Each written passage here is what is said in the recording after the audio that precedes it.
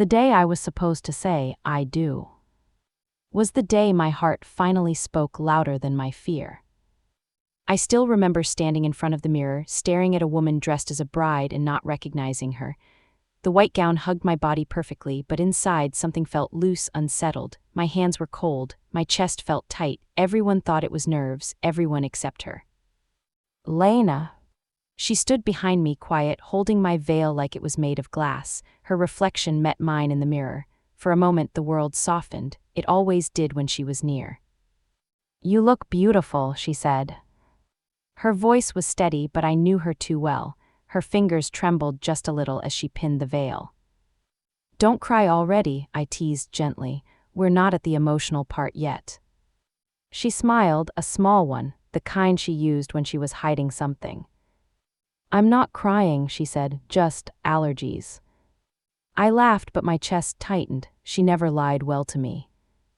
We'd been best friends since college, roommates at first, then soulmates in every way except the one we never talked about. We shared clothes, food, secrets, dreams. We shared silence, comfortable silence, the kind you don't need to fill. She was there when my first relationship ended. She sat on the floor with me, passing tissues, letting me cry until there was nothing left. She was there when I met Daniel, my fiancé. She smiled, hugged me, told me she was happy for me. I believed her. Or maybe I wanted to. The room filled with soft music and laughter from outside. Bridesmaids moved in and out. Someone asked if I needed water. Someone else fixed my makeup. But Lena stayed behind me like she always did, like she belonged there. "Do you remember," I said quietly, "when we used to joke about what our weddings would be like?" She paused. "Yeah," she said, "you said you'd cry through the vows. And you said you'd faint before the ceremony even started." I smiled. She chuckled softly. "Guess we were both wrong." I turned to face her. "You okay?" She nodded too quickly. "I'm fine." But her eyes were distant, lost somewhere I couldn't reach. A few minutes later, when the room finally emptied, she spoke again. "Emma, can I talk to you, alone?" Something in her tone made my heart skip. "Of course," I said. She closed the door gently. The noise outside faded, just us now, like old times. She took a deep breath, then another. "I don't think I can stand next to you today," she said. I frowned. Why?" Her eyes filled instantly. "Because watching you marry someone else feels like I'm losing you forever." The words hit me like cold water. "What are you saying?" I whispered. She stepped closer, not touching me, just close enough that I could feel her presence, her warmth. "I've been in love with you," she said softly, "for years." My breath caught. "No," I said. "Lena, don't."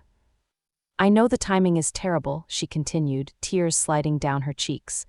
"I know you're getting married, I know I'm your maid of honor, but I couldn't keep lying, not today." My heart raced, my mind screamed. Everything I had buried began to shake. "You're my best friend," I said, my voice breaking. "This is confusing." "I never wanted to confuse you," she said. "I just wanted to be honest before I disappear from your life." "Disappear?" I turned sharply. "What do you mean?" "I can't stay and watch this," she said. "After today I'll step back. You deserve happiness, even if it's not with me." The room felt too small, the dress too tight.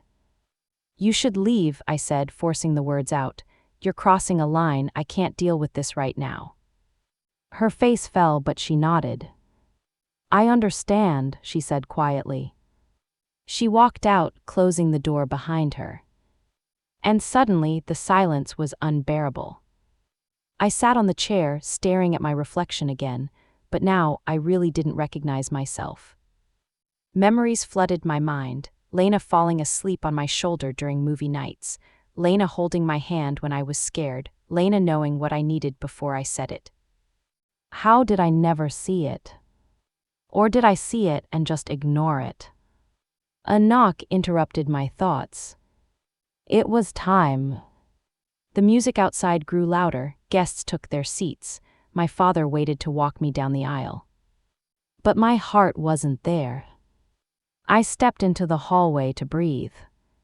That's when I saw her. Lena stood alone holding my bouquet. Her eyes were red, her shoulders tense. I forgot this, she said, holding it out. I took it slowly, our fingers brushed. Electricity shot through me. I'm sorry, she said, for earlier I shouldn't have put that on you. I shook my head. No, you deserve to be heard. She looked at me, surprised. I just needed you to know the truth, she said, before I let you go. Something inside me cracked. Without thinking, without planning, I leaned in and kissed her. It was soft, gentle, brief. But it felt like coming home. She froze, then pulled back. Emma, she whispered. My hands trembled. That kiss didn't feel wrong. Tears spilled down her face. Don't do this if you don't mean it.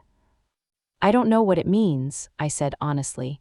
I just know my heart reacted before my mind could stop it. The music outside began. The ceremony was starting.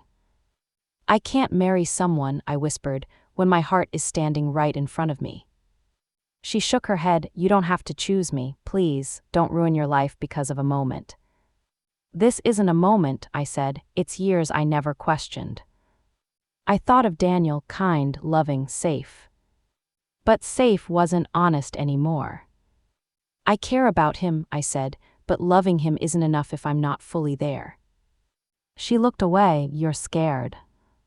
I am, I admitted, terrified, but I'm more scared of waking up years from now and realizing I ignored my truth.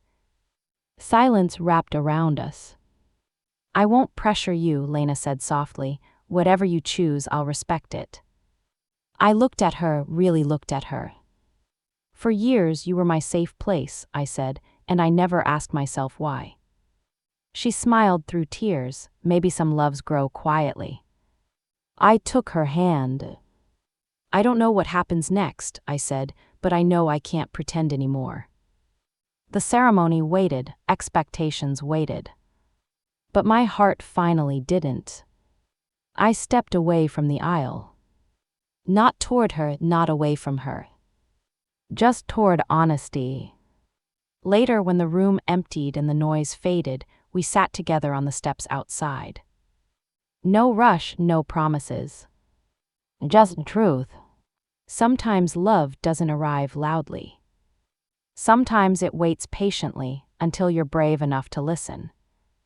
And sometimes the person standing beside you all along is the one your heart has been choosing quietly every day.